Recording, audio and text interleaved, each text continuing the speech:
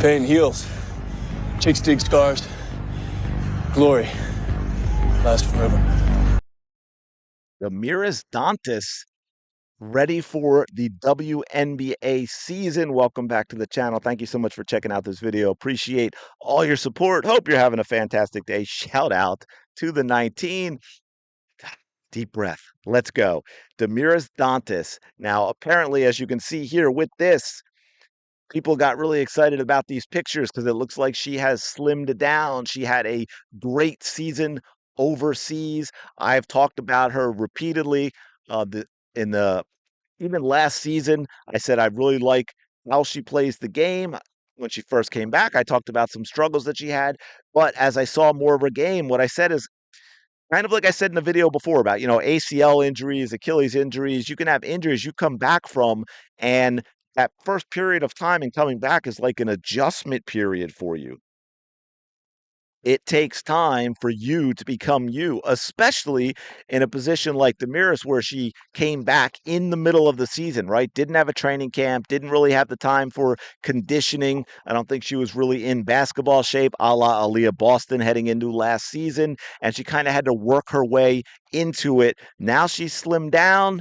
She's fit. She's ready to go. I think she wants a title in Indiana like a lot of these players do. I've said before, it's funny, I've got some people who are all excited because of these pictures of her slimming down, that when I posted that, hey, if White is the coach we think she is, and things go the way I think they might in terms of how the Fever should play their game, Dantas could be taking some minutes from Aliyah Boston.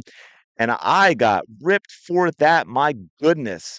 But again, and that's not a negative to Aliyah. That's what people got. But from what I've seen of how she plays, what she did last season, she stayed in Miami. Was it Miami? Now I'm blanking. Maybe it wasn't. But my point being, she didn't go right back to Indiana. She's hanging out. She didn't look like she was really in great shape for Unrivaled. I hope she's getting it together to come into training camp fit. She's got some really good stuff to her game. I'm just not convinced yet that she can be a huge piece if the team is running all the time.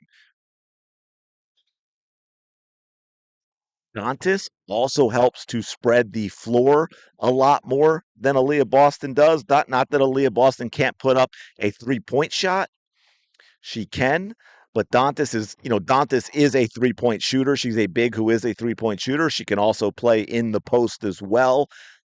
Aliyah Boston, not really a 3-point shooter. And of course, this is also when you've got Howard and Bonner, again, both serviceable 3-point shooters, but I wouldn't call them 3-point shooters, if you can understand the difference that I'm trying to make there, right? There's a difference between a player who is good enough that they will shoot them and someone who you consider a 3-point shooter. So having a big like Damiris Dantas on the court who can spread it out and be a threat with the 3-pointer besides just playing inside, I think that's huge for their offense.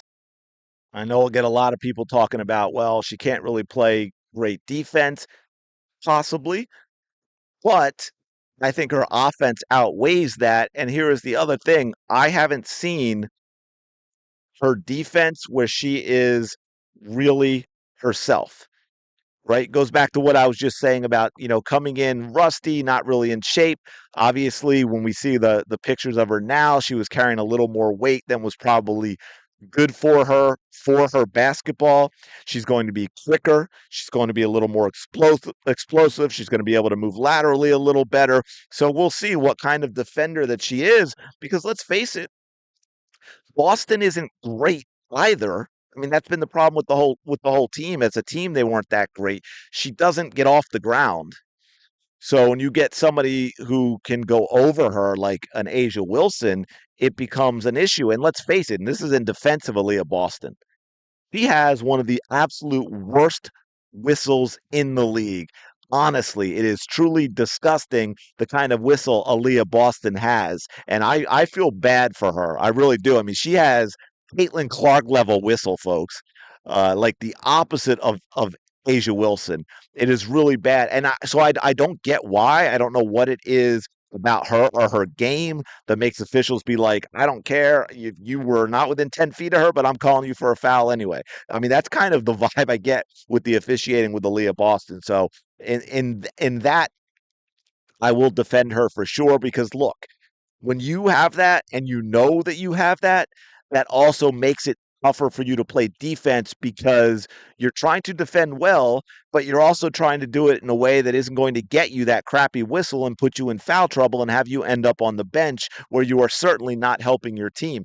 And I know I'm going to get people who are going to take this the wrong way and think this is a Boston bashing video. It is not. I'm saying based on what I'm seeing, and if the team runs, that Dantas may be a viable option for some of Boston's minutes. And I think that would be good for the team because then Boston can be effective when she's doing it. If she's playing 25 instead of 35, one, she's probably more likely staying out of foul trouble, which is good. Okay. And you can change things up at times. You have a little more flexibility with the type of offense you run. Maybe you're running and it's not going well. Maybe, for whatever reason, maybe you want to slow it down for a certain period of time for whatever reason. Having a fresh Boston in the game as opposed to one who's trying to play 30, 35 minutes and keep up with that running offense. Now you have a fresher Boston when she is in the game. And I think that leads to better things for the Indiana Fever. I'm going to leave it there, though. I'm excited to see what Dantas can do this season. And look, she may not even play center, but they don't really have, I guess, a true center other than Boston. And I don't think they really need one with what they do have on the team. But I'm thinking, okay, well, when Boston's not in, that's probably going to be where Dantas will play.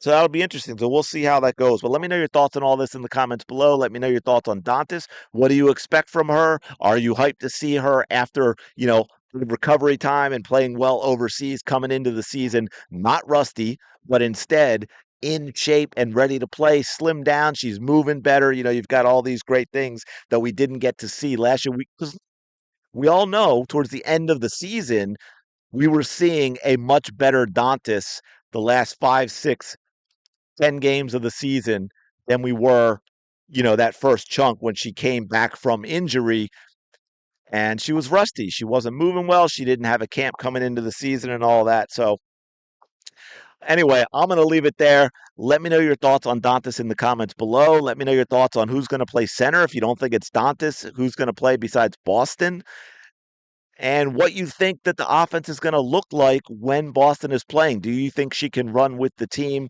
But yeah, let me know. Don't forget to like, comment, and subscribe. I really do appreciate it. Thank you for all your support. Oh, have a fantastic day, and I will talk to you later.